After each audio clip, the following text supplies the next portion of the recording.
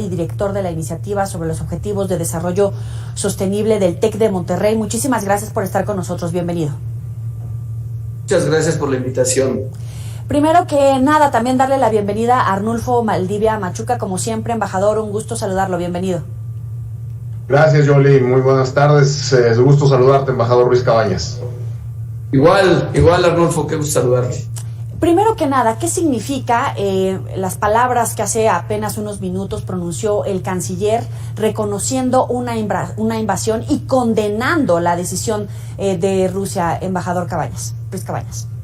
Mire, yo creo que ayer todavía no estaba muy claro hasta dónde iba a llegar Rusia y, creo que en el Consejo de Seguridad de la ONU había todavía la esperanza de que algo se pudiera llegar en una negociación. Pero hoy las acciones militares de Rusia mostraron que no nada más era buscar el control de provincias fronterizas con Rusia, sino realmente es una agresión total para tomar todo el país militarmente, buscar la caída del gobierno de Ucrania, y con lo cual pues la violación no puede ser más flagrante a la Carta de la ONU. Yo creo que el diálogo y la posición o la preocupación que manifestó esta mañana el embajador de la Fuente a los medios hace que el secretario Ebrard finalmente haya dicho lo que dijo hace unos minutos. Condenamos enérgicamente esta agresión, esta invasión, y pedimos que haya negociación y diálogo. Yo nada más añadiría una cosa. Lo primero que hay que exigir es el cese de la agresión, eso es, salida de las tropas de Rusia, hay que exigirlo, hay que exigir el cese de los bombardeos, la salida de las tropas, y entonces se puede negociar. No se puede negociar con las tropas dentro de Ucrania, ningún país puede aceptar eso. Ese sería el primer paso. Arnulfo, ¿coincides? Sí, absolutamente, Yoli. O sea, yo creo que sería difícil además no coincidir con una persona que conoce tanto el tema multilateral y un embajador tan experimentado como el embajador Ruiz Cabañas, pero la realidad, digamos, ampliando un poquito esto, también hay que entender que se habían venido dando en los últimos días una serie de conversaciones para buscar esta salida diplomática o esta posible salida diplomática, pero hay que entender también, y digamos esto quiero que se entienda, digamos, no como un endoso a lo que está haciendo Rusia, sino hay que entender también que hay una geopolítica que viene ya de más de una década. No podemos olvidar, digamos, que Ucrania venía buscando prácticamente desde los años 90, pero después en 2008 con toda seriedad su ingreso a la OTAN.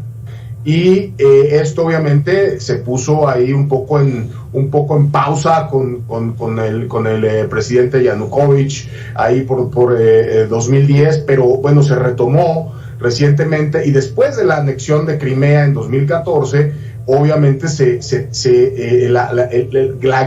un gran porcentaje de la población ucraniana favorecía una entrada a la OTAN. Y esto evidentemente desde el punto de vista de los intereses y digamos, del círculo inmediato de Rusia o desde la visión geopolítica de Moscú, pues representaba que prácticamente la OTAN estaría pegada a sus fronteras. Y de ahí, pues obviamente viene todo lo que ya sabemos, viene todo este tema de la utilización de las comunidades o de las regiones con altos porcentajes de población rusa, fortaleciendo esos liderazgos y buscando que se conviertan en el catalizador, digamos, o en el pretexto, como fue ya abiertamente desde hace 2 o 3 días, de una invasión armada. Pero totalmente de acuerdo con el embajador que la salida que tiene que, es decir, ya dado el hecho,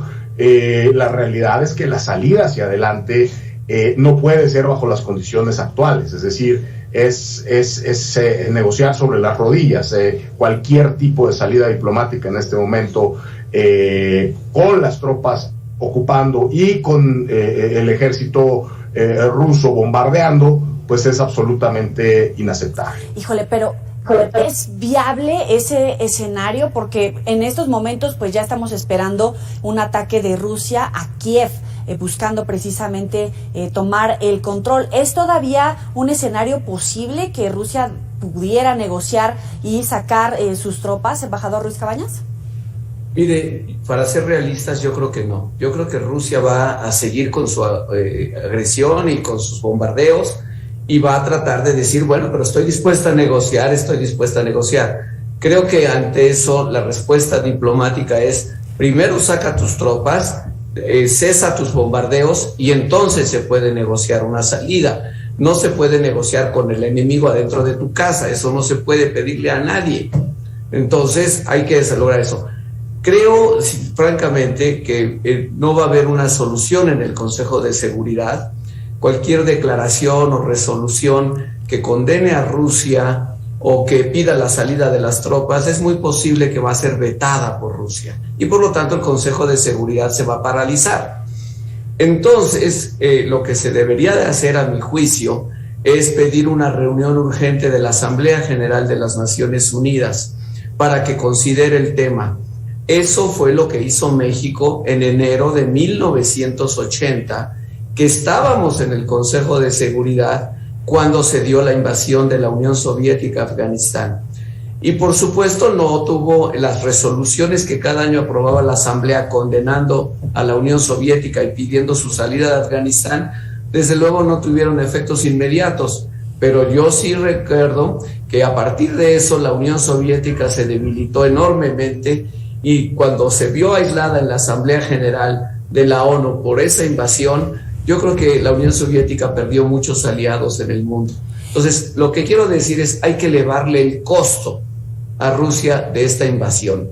Hay que elevárselo al máximo, y creo que México tiene que estar del lado del derecho internacional. Siempre hemos condenado las agresiones externas, incluyendo, porque se me ha preguntado hoy, las que ha hecho Estados Unidos. Cuando invadió Panamá en 1989, México condenó esa agresión. Cuando invadió Grenada en 1984, condenamos esa agresión.